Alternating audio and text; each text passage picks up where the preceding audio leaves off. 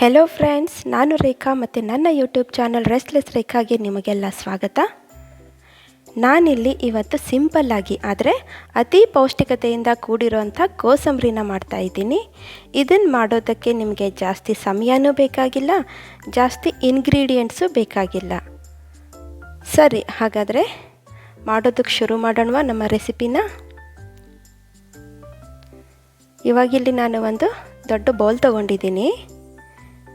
ಇದಕ್ಕೆ ನಾನಿವಾಗ ಹೆಸರು ಬೇಳೆನ ಸೇರಿಸ್ಕೊಳ್ತಾ ಇದ್ದೀನಿ. ಈ ಹೆಸರು ಬೇಳೆನ ನಾನು ರಾತ್ರಿ ಇಡೀ ನೆನೆಸಿಟ್ಕೊಂಡಿದ್ದೀನಿ. ಅರ್ಜೆಂಟಾಗಿ ಬೇಕಾಗಿದ್ದರೆ ಒಂದು 3ರಿಂದ 4 ತಾಸು ನೆನೆಸ್ಕೊಂಡ್ರೆ ಸಾಕು, ಇದು ಬೇಗ ನೆಂದೋಗ್ಬಿಡುತ್ತೆ. ಇವಾಗ ಇದಕ್ಕೆ ಎಲ್ಲ ತರಕಾರಿಗಳನ್ನ ಸೇರಿಸ್ಕೊಳ್ಳೋಣ. ಮೊದಲನೇದಾಗಿ ನಾನು ಚಿಕ್ಕದಾಗಿ ಕಟ್ ಮಾಡ್ಕೊಂಡಿರೋಂತಹ ಒಂದು ಈರುಳ್ಳಿನ ಸೇರಿಸ್ಕೊಳ್ತಾ ಇದ್ದೀನಿ. ಆಮೇಲೆ ಒಂದು ಸೌತೆಕಾಯಿನ ಕಟ್ ಮಾಡ್ಕೊಂಡು ಇಟ್ಕೊಂಡಿದ್ದೆ, ಅದನ್ನು ಸೇರಿಸ್ಕೊಳ್ತಾ ಇದ್ದೀನಿ. ಒಂದು ಟೊಮೆಟೊ ಹಣ್ಣನ್ನು ಸೇರಿಸ್ಕೊಳ್ತಾ ಇದ್ದೀನಿ. ಆಮೇಲೆ ತುರ್ಕೊಂಡಿರೋಂತಹ ಒಂದು ಕ್ಯಾರೆಟ್ನ ಇಲ್ಲಿ ಸೇರಿಸ್ಕೊಳ್ತಾ ಇದ್ದೀನಿ. ಕೊತ್ತಂಬರಿ ಸೊಪ್ಪನ್ನು ಹಾಕ್ಕೊಳ್ಳೋಣ. ಇವಾಗ ಇದಕ್ಕೆ ನಾವು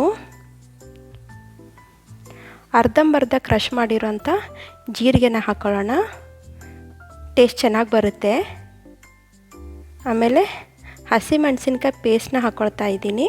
ಬೇಕಾದರೆ ನೀವು ಚಿಕ್ಕದಾಗಿ ಕಟ್ ಮಾಡಿಕೊಂಡು ಮೆಣಸಿನ್ಕಾಯಿನ ಸೇರಿಸ್ಕೋಬೋದು, ಇಲ್ಲ ಅಂತಂದರೆ ಅಚ್ಚ ಖಾರದ ಪುಡಿನೂ ಸೇರಿಸ್ಕೋಬೋದು. ಕೊನೆಯದಾಗಿ ಉಪ್ಪು ಸೇರಿಸ್ಕೊಳ್ತಾ ಇದ್ದೀನಿ. ಇವಾಗ ಚೆನ್ನಾಗಿ ಮಿಕ್ಸ್ ಮಾಡ್ಕೊಳ್ಳೋಣ. ಫ್ರೆಂಡ್ಸ್, ನನ್ನ ಈ ರೆಸಿಪಿ ನಿಮಗೆ ಇಷ್ಟ ಆದಲ್ಲಿ ದಯವಿಟ್ಟು ಲೈಕ್, ಶೇರ್ ಮತ್ತು ಕಮೆಂಟ್ ಮಾಡಿ. ಸಬ್ಸ್ಕ್ರೈಬ್ ಮಾಡೋದನ್ನು ಮಾತ್ರ ಮರಿಬೇಡಿ. ನಾನಿಲ್ಲಿ ಯೂಸ್ ಮಾಡಿರೋಂಥ ಪ್ರತಿಯೊಂದು ಪದಾರ್ಥನೂ ಆರೋಗ್ಯಕ್ಕೆ ಒಳ್ಳೆಯದೇನೆ. ಅದರಲ್ಲೂ ಹೆಸರು ಬೇಳೆಯಲ್ಲಿ ನ್ಯೂಟ್ರಿಯೆಂಟ್ಸ್ ಮತ್ತು ಪೊಟ್ಯಾಷಿಯಮ್ ಜಾಸ್ತಿ ಇರುತ್ತೆ. ಡಯಾಬಿಟಿಸ್ಗೆ, ನಮ್ಮ ಜೀರ್ಣಕ್ರಿಯೆಗೆ ಮತ್ತು ಬ್ಲಡ್ ಸರ್ಕ್ಯುಲೇಷನ್ಗೆಲ್ಲ ತುಂಬ ಉಪಯೋಗನೇ ಅಂತ ಹೇಳ್ಬೋದು. ನೀವು ಯಾವುದಾದ್ರೂ ವೆಯ್ಟ್ ಲಾಸ್ ಜರ್ನಿನಲ್ಲಿದ್ದರೆ ನೀವು ಇದನ್ನು ಬ್ರೇಕ್ಫಾಸ್ಟ್ನಲ್ಲಿ ತಿನ್ಬೋದು.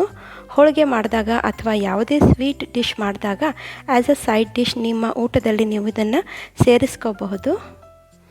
ನೋಡಿ, ನಮ್ಮ ರೆಸಿಪಿ ಅಂದರೆ ಕೋಸಂಬರಿ ರೆಡಿ ಆಯಿತು. Thanks for watching.